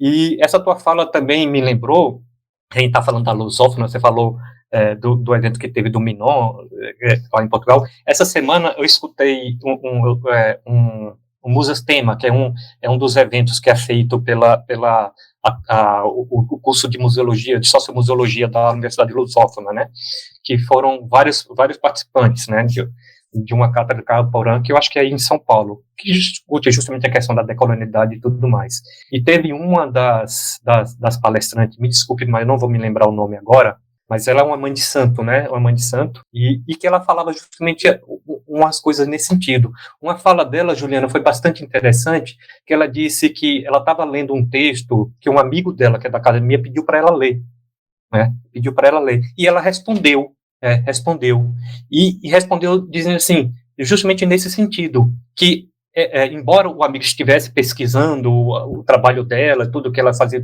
ela não se via naquele texto, porque ela não entendia determinadas coisas. Inclusive, esses palavreados que a gente usa, sujeito. Assim, eu não aceito sujeito. Sujeito, para mim, entendeu? Sujeito, para mim, é aquela pessoa que não tem identidade, não tem validade, um determinado sujeito e tudo mais. Epistemologia, eu não consigo chegar a isso. Isso não são termos que, para a gente da academia, são muito caros, que para eles não tem muito sentido. Então, o que faz justamente aquilo que Mari colocou, assim, a gente que produz academicamente, para quem, para quê, com que sentido, como que a gente está produzindo. Então, essas coisas que são importantes, que eu acho que vai muito nesse sentido de que você acabou de colocar, acabou de pensar, Juliana. Sim, pra mim, quando eu termino um texto, eu leio e falo, tá fácil de ler? Então tá ótimo. Tem que estar fácil de ler. Que esse negócio de ficar 5 horas no mesmo texto, gente, pelo amor de Deus, tem que ser algo que dê para entender, que tenha conteúdo. E acham que é mais fácil? É 3 vezes mais difícil escrever de um jeito acessível, galera. Ter poder de síntese, né? É um poder de assim... Se fazer hoje compreender, eu já não sei. Eu não sei mais falar alguma coisa sem explicar depois o que é essa coisa. Tipo assim, falar uma palavra meio coisa sem... Não, o que quer dizer também? Porque você tem que trazer várias formas, gente. Vamos levar isso pra vida também, museanders. Escrevam. Mais fácil, né? Sem tirar conteúdo, galera. Isso não é falta de conteúdo, não, tá? É só acessibilidade mesmo. Eu queria voltar um pouquinho na fala do Átila sobre poder e também sobre patrimônio, né? Então, a questão de que a gente escolhe, né? É escolhido o que vai ser dado o poder, o que vai ser dado como patrimônio, o que vai ser... tudo, né? Tudo é uma questão de escolha e de quem escolhe, né? Eu só que vou voltar um pouquinho pra bolha aqui e fazer vim trazer um caso aqui que me aconteceu na semana passada, que eu descobri que, pelo fato do governo do estado de São Paulo ter pegado a estação Liberdade aqui, a estação de metrô de Liberdade, ter colocado Japão na frente, né? Agora a estação não é mais Liberdade, o nome é Japão-Liberdade, para poder retomar essa memória da imigração japonesa aqui. E, né, que escolhas são essas, né? Porque antes desses imigrantes japoneses terem chegado ao local, É importante lembrar deles, é sim, mas antes deles terem chegado, a Liberdade era um cemitério e era a periferia, e lá tem a Capela dos Aflitos, que a gente já falou diversas vezes aqui. E eu achei interessante que começou um processo agora de pegar o Chaguinhas, né, que é que era um soldado negro que foi enforcado na Liberdade, onde, né, a Liberdade era a Praça da Forca aqui em São Paulo, e tem toda uma religiosidade em volta dele, porque tentaram enforcar ele 3 vezes e não conseguiram, né? Aí no final fizeram todo mundo aclamando liberdade, liberdade pra Chaguinha, e por isso que o nome do bairro se transformou em Liberdade. A Capela dos Aflitos, que era a capela do cemitério que tinha ali antes, ela não abria durante o sábado, só se abria durante a semana em alguns horários restritos. Agora, tem um processo, as pessoas, né, tem um grupo de pessoas que tá tentando retomar essa memória dos negros que estavam lá antes, né, do cemitério, que inclusive, a gente já falou do caso aqui, que descobriram vestígios arqueológicos dessas pessoas que estavam enterradas ali, que eram em grande maioria escravizados negros, né? E tem no Instagram o @aflitos.unanca, que é um pessoal que está fazendo um abaixo-assinado para que o culto aos Chaguinhas, a esse soldado negro que foi enforcado por uma rebelião, em que, como eles não estavam recebendo o soldo, né, eles fizeram uma rebelião, e ele, sendo um negro, um soldado, ele foi enforcado aqui em São Paulo. E até hoje nós temos um culto aos Chaguinhas. E esse abaixo-assinado é para transformar o culto aos Chaguinhas um patrimônio imaterial de São Paulo. E também você salvaguardar a Capela dos Aflitos e essa memória dos negros e da Liberdade como um cemitério das pessoas excluídas, né? Fizeram até um panfletinho aqui, eu vou postar a foto deles. Esse caso aqui, na nossa discussão de como dar poder, né? Tipo, o poder público escolheu dar poder na Liberdade para essa imigração oriental, né? Que não é só japonesa. Eles falam de Japão, mas não é só japonesa. É coreana, é chinesa muito, muito mais também. E ao mesmo tempo tem um grupo de pessoas que quer trazer essa memória dos negros na Liberdade. E bate de frente, né? É um caso interessante que eu queria trazer para vocês aqui. Sim, tem todo um lance de turistificação também, né? Que a Liberdade já ficou conhecida como esse local que tem os produtos. Gente, vocês sabem qual que é o problema, galera? Gustavo sabe também. O problema principal começa com C e termina com... Não, começa com K e termina com nismo. Eu acertei? É. E tem alguma coisa no meio também, mas aí eu vou deixar para vocês descobrirem o que eu tô falando. Depois dessas falas intensas aqui, nossa, né, vamos passar para a última pergunta aqui pra gente fechar com chave de golds, de ouros, né, do nosso episódio, que é a pergunta que é o seguinte: educação patrimonial e educação museal, elas são a mesma coisa? E se elas não são a mesma coisa, o que difere ou até mesmo aproxima elas, né? Dessas duas educações aí. Eu não sei, você quer falar alguma coisa, Mari? Posso jogar para você antes de eu comentar? Na verdade, eu sou um jovem padawan, né? Então eu leio muito sobre os assuntos, e também a gente pode trazer o maravilhoso Mário Chagas dizendo que falar educação patrimonial é redundante, né? Ele fala algo do tipo, não fala? Talvez falar de educação museal também possa ser redundante de alguma maneira, diante de que patrimônio, museu, enfim, são agentes de educação, podem ser, né? E de que educação estamos falando é o que a gente vem discutindo.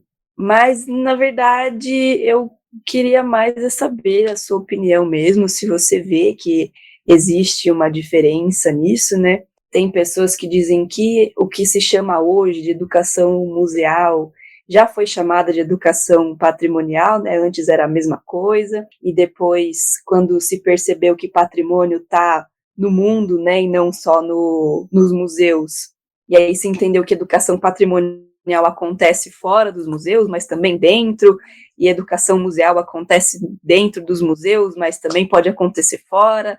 Então, é mais uma polêmica mesmo que joguei aí para a gente conversar sobre isso, porque É isso assim, né? A gente quer colocar as coisas em caixinhas. E às vezes isso, eu lembro que a gente, no técnico, Ju, tivemos uma aula sobre isso, diferenciação. Eu sei bem, garota, eu ia até falar.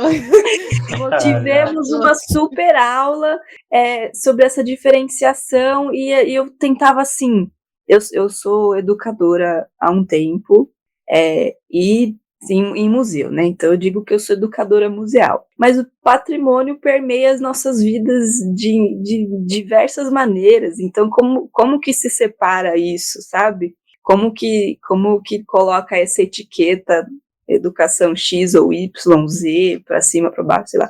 Como é que a gente etiqueta isso? Onde é que elas se separam? Se separam, sabe? Sei lá, é uma angústia mesmo minha, assim. Uma das várias, né? A Marina estudante gostaria de saber uma tabela, sabe? De entender, assim, aqui sabe? Mas a Marina, museóloga em formação, entende que não é isso, sabe? Mas, enfim... Marina estudante, eu também estudante também. O fato é o seguinte, Mari, assim, essa questão é realmente, eu escrevi um texto junto com Fernanda Castro, né, não sei se vocês conhecem, justamente sobre essa temática, né, sobre o entrelaçamento entre educação patrimonial e educação museal. Você que leu, vocês que vão ler, pode perceber que não tem uma resposta clara. E até a intenção justamente, a intenção do texto também era muito nesse sentido, Marina. E eu fui buscando o texto, falei, aí vai estar a resposta. Aí está a resposta, mas olha, eu retomo aquilo que você falou no início. Eu mordi a língua, né? Mais importante são as questões do que as respostas prontas, eu acho que é muito nesse sentido. Aí até pegando essa reflexão que você coloca dessa fala do Mário Chagas, que educação patrimonial seria um termo redundante, né, que é a mesma coisa que falar de educação educacional, ele coloca isso, né, que é redundante falar isso, e a gente poderia trazer para a educação museal também. Mas eu digo sim que essas qualificações ela tem importância no sentido não de colocar as coisas nas caixinhas, mas de delimitação de campos. E quando eu falo de delimitação de campos, aí pensando burguesianamente falando, né, delimitação de campos, que esses campos também estão em disputa. Se a gente for pensar, gente, por exemplo, na educação ambiental, ela está muito mais estruturada no Brasil, porque a gente for pensar na educação patrimonial. A educação ambiental tem uma legislação específica já há bastante tempo, tem até um arcabouço legal falando de educação ambiental.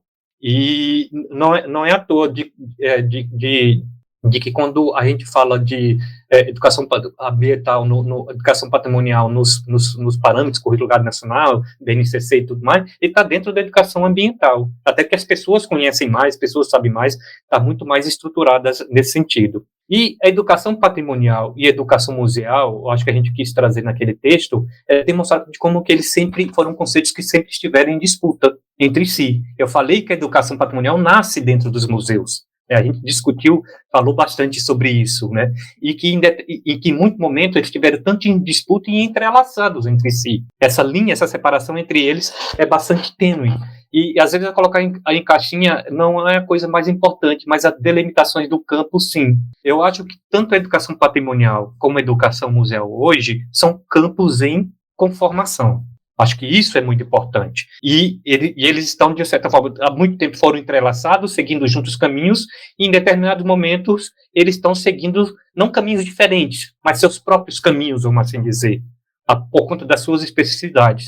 E então, eles são delimitação de campo, inclusive em termos de campos de conhecimento, se a gente puder dizer assim, está tendo uma produção reflexiva, acadêmica muito forte nos últimos dias, tanto do campo da educação patrimonial como do campo da educação museal, inclusive também o que foi importante da delimitação de campo enquanto políticas públicas. Eu acho que isso é outra coisa importante. Hoje a gente pode falar que a gente tem, de uma certa forma, desenhado, delimitado, uma política pública voltada para a educação patrimonial. Está lá atrelada às políticas públicas voltadas para o campo do patrimônio. E temos também fortemente atrelados uma política pública da educação museal. atrelada à Política Nacional de Museus. E eles trazem as suas especificidades. Se a gente pensar na política da educação patrimonial, a gente tem lá já a definição do que se defende, o que é educação patrimonial, naquela perspectiva que a gente já vai falando, que é aquela educação reflexiva, crítica, construída socialmente com os diferentes grupos, com os portadores, né, das referências culturais. E tem também as diretrizes, os princípios da educação patrimonial, que é o que eu acho muito importante. Como eu falei, não existe uma metodologia de educação patrimonial, ou seja, não existe uma receita de bolo, mas os princípios são importantes porque eles trazem os ingredientes necessários para qualquer projeto de educação patrimonial, que é respeitar os diferentes saberes, que é conceber que o patrimônio cultural não está isolado da vida das pessoas, portanto, ele também está atrelado às outras políticas públicas, ele está no dia a dia das comunidades, das pessoas e tudo mais. Os princípios e diretrizes da educação patrimonial vêm trazendo isso. Se a gente for pegar a Política Nacional de Educação Museal, também vem trazendo, para mim não está tão claro o que é educação museal na política, né? Mas ela tem, assim, uma das coisas que são importantes, que é uma grande preocupação da profissionalização da educadora e do educador museal. Isso está explícito na política, isso para mim é uma coisa importante. Da importância da qualificação dos setores educativos dos museus, e entendendo que a educação museal faz parte de todo o projeto de musealização. Ele não está apenas lá na ponta, de quando que uma exposição está pronta, aí chama o educador para ser o guia da exposição, ou para ser, falando de uma forma melhor, o mediador da exposição. Mas não, se defende que a educação museal faz parte de todo o processo de musealização. Então, eu acho que essas diferenças, elas são importantes, porque os campos estão em conformação, os pontos estiveram e estão em disputas, e essas delimitações de campos são importantes, por exemplo, como eu trago para as políticas públicas para a área. Não respondi, mas a minha intenção era essa mesmo, era deixar mais ou menos essas coisas para a gente refletir juntos. É isso, a gente está sempre num exercício de reflexão e de processos de aprendizagem aqui no Museando, né? Cada episódio a gente sai com a cabeça assim, ó. Ai, meu Deus. E ainda bem que a BNT permite citar podcast agora, né? Porque eu tô falando aqui que pro mestrado eu trago as coisas que a gente discute aqui no Museando, né? Que são sempre muito reflexivonas, assim, e eu ia falar enriquecedoras, mas é um chavão, né, um clichêzão, mas é isso. A minha ânsia por uma resposta é tão e somente um amor platônico, assim, né, porque, como eu falei, né, mordi a língua, comecei o episódio falando que a gente, às vezes, busca mais perguntas do que respostas, e eu quero respostas. Mas é uma angústia pessoal mesmo, assim. Não posso ter a ambição de responder isso, porque se a gente responde, né, a gente conforma uma coisa, encaixota ela, e talvez até isso faz com que a gente perca possibilidades, né? Então, é isso. Estamos aqui só burilando os pensamentos. Estamos eu e as minhas personalidades. Eu aqui, ó. Eu aqui. Vocês são divertidamente. Eu estou divertidamente aqui. Mas é isso. Antes de colocar em caixinha, é um aspecto muito burguês também, de tipo, a gente querer homogeneizar as coisas, colocar numa caixinha e vender pronto, sabe? Tipo, ó, vou colocar nessa caixinha aqui, ó, toma essa resposta pra você. R$20. Assim, tipo. É muito. A gente. R$20. A gente foi feito para pensar que a gente precisa colocar tudo no lugar que tem que ser, que quem vai dizer que é aquele que tá no poder. Hoje eu tô muito revolucionário. Mas enfim. Hoje eu peguei um pouco de Gustavo pra mim. Mas sabe um negócio que tira um pouco a minha angústia assim, quando às vezes eu tô assim, mas meu Deus, por quê, né? Por que museologia? Por que eu fiz isso com a minha vida? Aí vem uns questionamentos que você fala, eu quero a resposta, porque a gente tem essa necessidade pós-moderna de ter resposta, eu quero isso aqui. Mas o lance é que, tipo, eu foco muito mais na educação em si, sabe? Na parte da educação patrimonial e educação museal, eu foco na palavra educação. Pra mim, se ambas forem dialógicas, se tiver o processo da discussão, se realmente se ambas as educações estiverem dentro de um espaço de transformação social e junto com a sociedade, que até, lembrei de um texto que eu li que foi assim, o meu bálsamo, assim, que é Inclusive, eu peguei até algumas anotações que eu tinha feito na época, da Magali Cabral, que inclusive é um texto antes do que tá aí de Átila lá na publicação do IFAM, né, da Paraíba. Depois a gente coloca também na nossa bio para vocês acessarem. Mas que ela traz muito Mário Chagas e tudo mais, e me trouxe um pouco, assim, desse bálsamo, assim, desse lance dessa inquietação de eu voltar a algo que realmente me faz muito sentido, que é a necessidade de uma educação transformadora de fato. Aí a gente trouxe Paulo Freire, trouxe várias, o Átila trouxe pra gente, a gente trouxe tudo que a gente fala de educação dentro do podcast é muito visando um processo social, né? E tratar tudo muito como processo também, sabe? Desvincular, como eu já falei antes, do objeto em si, mas focar na conversa que a gente tem. E sobre essa aula que a gente teve. E já passaram tantas coisas na minha cabeça, que não foi só sobre essa aula, tá? Foi depois também que eu fiquei, meu Deus, tá. Tudo que tem dentro do museu é patrimônio, mas nem todo patrimônio tá dentro do museu. E aí, então, a educação museu tem fora também, porque tem ecomuseu, tem xixiriri, tchororó, que não é dentro de uma especificidade de 4 paredes. Mas aí, e é isso, e a gente fica nesse looping infinito, amigo. Mas o lance é vamos focar. Eu estou focando para o meu bem, minha sanidade mental, assim, no processo. É uma escolha. Eu escolho as minhas lutas, e ela foi. E uma coisa muito interessante que a Átila trouxe também, que eu vou até incluir também no pensamento da minha pesquisa, é essa questão do educativo, que é óbvio, né? Porque várias vezes a gente se pega com as mãos, assim, as calças caindo, porque a gente não sabe o que falar, porque não participou do processo de formação daquela exposição ou do processo da comunicação, da criação da comunicação daquilo que a gente tem que comunicar, assim, do nadão, dá um jeito aí de comunicar. Não, a gente precisa participar de todo o processo. Mas todo esse processo também participando, eu vou até incluir, eu acho que é algo que a gente já tem que estar na cabeça, né? Como educadores ou como estudantes de educação museal, que ela é um resultado, né? Claro, mas ela tem que estar presente em todos os processos e, agora, falando da minha pesquisa, de uma forma acessível também. Mas é isso, amiga. Eu tô focando na educação. Essa é a minha parte. Mari, eu sei que a gente já extrapolou o tempo, mas assim, Juliana trouxe para ver como que essa pergunta, não é uma angústia, mas ela nos persegue já há bastante tempo.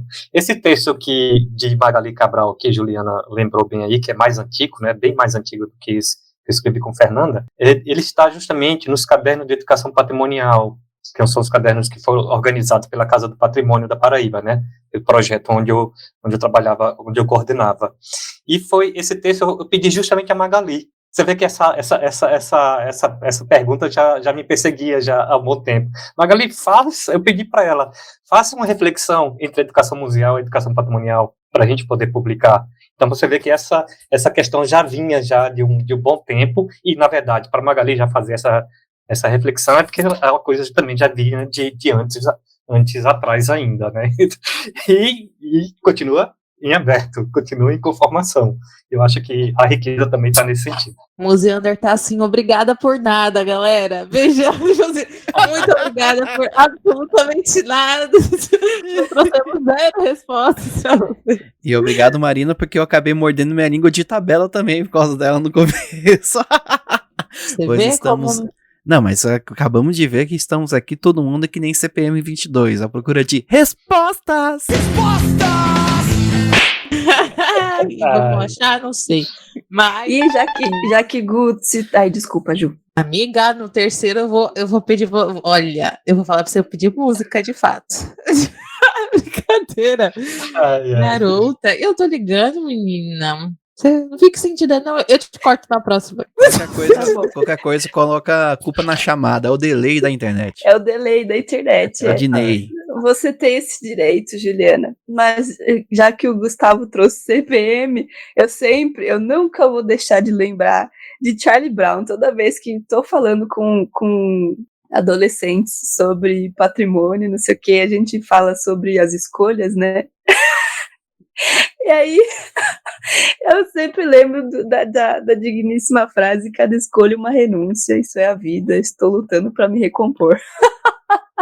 Nós tudinho nesse episódio. Meu Deus, eu estou lutando para me recompor de fato, é isso aí. Ai, boa, Mari. Porque é isso, né? Eu não acho que seja obrigada por nada, não, Ju. Não acho que seja. Eu acho que a gente tá fazendo... Eu sei que a cabeça dos Museanders tá, tipo, borbulhando agora. E o lance é esse mesmo, borbulhar o suficiente para trazer outras questões que talvez possíveis respostas ou não, para questões ou não também. Essa é a graça, gente. Esse é o legal da museologia. Isso, eu acho que a gente está fazendo o próprio exercício aqui da educação dialógica e transformadora, crítica e por aí vai, né? Isso é uma forma... Nossa, gente, a minha voz está muito do Temer, desculpa. Mas isso é muito... O que a gente faz aqui é um exercício disso, né? Você quer uma pastilha? Bem que eu pedi uma pastilha. E o bom do podcast, né, da estrutura do podcast, não é que a gente vem aqui com a fala preparada, tudo. As coisas vão surgindo, né? Das nossas conversas. Eu acho que isso que é bacana, né? E assim, o conhecimento construído desse jeito. É isso aí. Podcast é bom demais. Podcast é muito bom. Podcast é muito bom demais. E é isso. Bom, eu acho que a gente conseguiu matar a nossa pauta aqui, né? E demos a volta ao mundo aqui com várias coisas, vários exemplos, várias perguntas e pouquíssimas respostas, que a nossa, quase que virou nossa intenção aqui, é trazer bastante perguntas aqui para vocês, nossos queridos ouvintes, queridas, todo mundo aí, bastante dúvidas para vocês.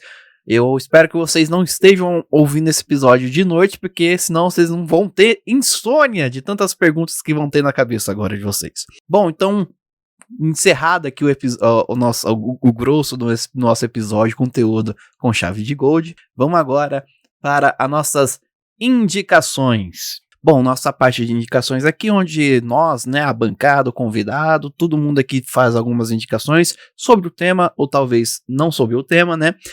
Fica aí a minha indicação para vocês entrarem no abaixo-assinado, pesquisa lá, abaixo-assinado, Chaguinha, Patrimônio Material, pesquisa no Google. Eu vou deixar na descrição do episódio aqui o link para vocês irem direto para lá, para conhecer mais sobre o projeto. Se puderem, se gostarem, né, deem uma lida lá, não vão assinando qualquer coisa que vocês veem aí na internet. Se vocês gostarem, assine o abaixo-assinado aí para fazer o Chaguinha ser um patrimônio imaterial do estado de São Paulo. Sim, e essa é a minha indicação. Mari, você tem alguma indicação? Eu indico o próprio texto mesmo, de Átila com Fernanda, e também tem mais uma outra pessoa, né, que escreveu, foi vocês dois ou foi três? Foi vocês dois, tá, eu já nem sei mais quantas coisas eu já li, já estou nesse nível de informações dentro da minha cabeça. Deixa o link para nós, Gustavo, com texto, com o PDFinho maravilhoso, tem online. Deixa sim. Essa é a minha indicação, que foi o texto motivador, né, da conversa toda. Ju, só indicação para o pessoal aí? Gente, vai no nosso TikTok. Sim, a gente tá começando com essa brincadeira agora, na verdade. Várias dancinhas estamos preparando para vocês, tá? Ó, TikTok. TikTokers. Até parece, eu vou fazer umas trends, mas é @museandoclio, né? Lá no TikTok. Só pra gente ver se rola mesmo isso aí, galera. Que a gente somos jovens senhores, eu não sei nem usar o Twitter ainda, então assim, vamos com calma, tá bom? Mas segue lá, gente. Falando em TikTok, eu vou ficar um beijo aqui pra pessoa que fez a ponte entre mim e o Átila pra poder fazer a gravação, que é a Vanessa Espinosa, nossa querida amiga aqui do Clio, produtora de conteúdo também de podcast. A Vanessa, eu dei um toquezinho nela, ela agora tá no TikTok também, tá fazendo o @ClioFeminista. Ela já tá estourando lá no TikTok, mandei um vídeo pra ela do Ian, do História Pública lá, de como bombar no TikTok, e ela pegou todas as dicas e tá botando em prática, e é isso, daqui a pouco vocês vão ter aí a nova influência da esquerda, uma influência feminista, que é a Vanessa, o @ClioFeminista. Então fica essa indicação. Vanessa, deixa eu mandar um abraço para ela, Gustavo. Mande um abraço. Minha amigona, não conheço pessoalmente, igual conheço vocês, mas realmente é uma grande potência, Vanessa. Abração, Vanessa, obrigado por essa ponte entre esse trio maravilhoso que eu tô aqui hoje. Ah, obrigado.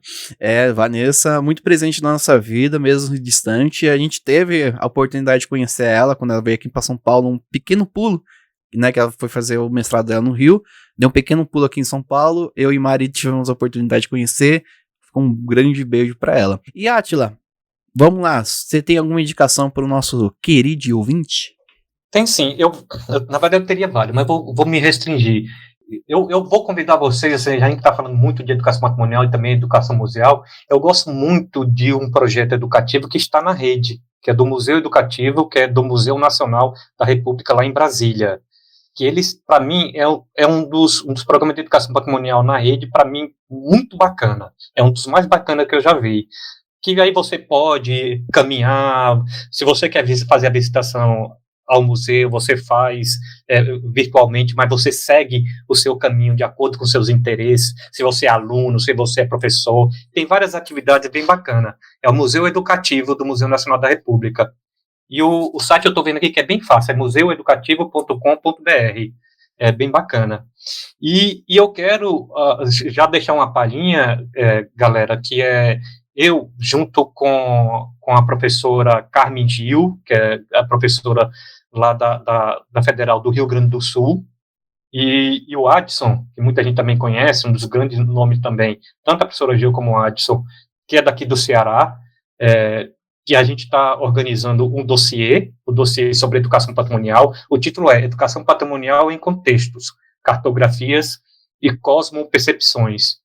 Esse dossiê, ele é da revista Silogés, que também é da Ampul do Rio Grande do Sul.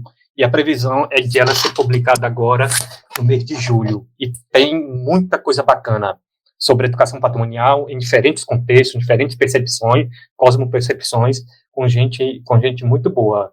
Eu já estou indicando, dando spoiler para vocês, que a partir do mês de julho é a previsão de lançamento.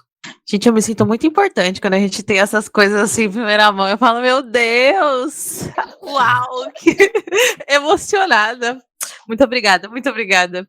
Muito bom. Assim, lembrando, querido ouvinte, que todos esses links, tudo que a gente falou aqui, eu vou tentar colocar tudo na descrição do episódio. Então, se interessou por alguma coisa, vai lá na descrição do episódio, dá aquele clique gostoso que vai abrir para vocês aí, tá bom?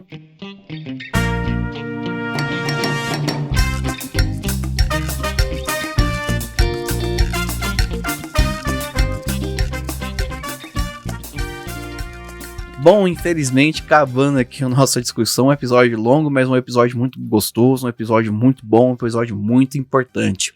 Queria começar aqui agradecendo você, Ju. Ju, muito obrigado por participar desse episódio hoje. Episódio lindo e maravilhoso. Como não é mesmo? Como não ver a Átila mais uma vez, ver você mais uma vez, vocês conversar, falar com os museanders sobre um tema que desde sempre tá na nossa cabeça aí dos museus, né? Desde quando a gente toca em museologia, a gente começa a pensar em patrimônio, em museus. Muito, muito obrigada, meus colegas, amigos lindos, e também dentro desse conchave está a Átila, dentro dos meus colegas, amigos lindos. Muito obrigada por esse episódio, foi muito legal, me fez lembrar um monte de coisa, me fez também, eu acho que é muito legal quando num episódio nosso a gente acaba trazendo questões para nossa própria pesquisa, né, Mar? Que também Mari vai fazer algumas mudanças na dela, eu também vou trazer algumas outras coisas na minha, porque eu acho que é para isso, né? A gente está fazendo a construção acadêmica de formas, assim, de várias formas, né? E muito obrigada, Átila, por ter contribuído com isto hoje, neste sabadão. Sabadei, como eu já falei, agora é sabadando aqui. Foi ótimo, muito obrigada, gente. Muito obrigado também, Mari, por participar dessa bancada aqui, por ter montado a pauta aqui, foi fundamental para esse episódio, muito obrigado. Não por isso, gente, eu que agradeço sempre as nossas trocas, as nossas conversas aqui, e eu tô muito feliz com os nossos alcances, né, não os alcances numéricos aí dos índices das redes sociais, mas com o que a gente tem construído aqui, né, que a gente tem feito juntinhos, as possibilidades, e sou muito grata por isso mesmo, de poder sempre refrescar, repensar e não deixar parar, condensar aqui os pensamentos todos, né, isso vira até um certo combustível para a gente continuar seguindo, continuar insistindo nessas escolhas, né? Que nem a Ju falou no episódio. Quando a gente bate naquela, né? Parece um poste que aparece no meio do seu caminho, você dá uma cabeçada nele e fala: o que eu tô fazendo na minha vida? Por que eu escolhi museologia? E aí, ainda mais um desabafo meu, né? Eu pesquiso educação, museologia e lazer. E são áreas que se flertam muito, mas falar de lazer em museu é um tabu gigantesco. E na museologia em si também. Enfim, e aí quando a gente fala de outras narrativas, outras formas de ver, outros saberes, né? Me dá esse ânimo para continuar pesquisando, né, nessa chave aí que eu escolhi, que eu vejo, né, intersecção e amarrações, mas que a academia me dá umas pauladas muito feias, assim, e às vezes dá vontade de dar uma freada, mas quando eu venho aqui no Museando, a gente conversa, não sei o quê, eu fico muito feliz. E estou extremamente agradecida por Átila ter aceitado o nosso convite. Momento tietagem aqui, né? Tenha mais vezes. Da próxima a gente traz um cafezinho, um negócio aí. Sim, não vai dar para compartilhar, mas a gente dá um jeitinho e a gente faz alguma coisa. Não é? Enfim, um breve momentinho de tietagem aqui, porque é uma pessoa que admiro muito a trajetória. E ter você aqui, né, é muito importante, né? Assim como a professora Inês Gouveia também, quando veio conversar com a gente, eu fiquei, ai meu Deus. Lavou até feliz. O cabelo, você viu, Átila, pra conversar com você? Ela lavou. Ai, boa, Gil, boa. Enfim, então é isso. Muito, muito, muito agradecida mesmo a todos vocês. Bom, Átila, então, muito obrigado, acho, por ter vindo aqui pra gente, todo mundo aqui, até pro nosso querido ouvinte, acredito. Foi muito especial ter você aqui falando sobre esse tema fundamental. Muito obrigado. Gente, eu que agradeço. Eu saio muito feliz nessa conversa boa desse trio de museandas. Eu só imagino se a gente tivesse uma mesa de bar, tomando a cervejinha, tanta coisa que boa que ia sair, mas porque realmente vocês me deixaram bastante à vontade, então, assim, aí as coisas fluem realmente. Confesso que estava um pouco nervoso. Opa, esse povo me chama. Você? Imagina! Pelo amor de Deus! Mas vocês me deixaram muito à vontade, então a conversa fluiu bem, e eu acho que eu saio feliz, né, dessa nossa conversa, e que é uma construção, né, são laços que são construídos, e eu acho que é assim que a gente segue para outras coisas, para as outras conversas, para outros projetos. Muito obrigado, gente, muito obrigado mesmo, e muito feliz. Eu também tomei banho para estar aqui com vocês. Que bom que todo mundo tá, né? Aliado nisso aí do banho. Viu? Fico feliz. Eu também ficaria nervoso se estivesse conversando com a Inês Gouveia, sua prima, viu, Maria? Gosto demais de Inês, amigona. E para mim também é uma potência, Inês. E é isso, gente. Abraço e obrigado para quem vai nos ouvir, para quem tá nos ouvindo. É isso, querido museano, e muito obrigado por você estar ouvindo aqui, acompanhar a gente até esse momento do episódio, e muito obrigado. E é isso, o museu e a educação patrimonial seguem vivos. Um beijo.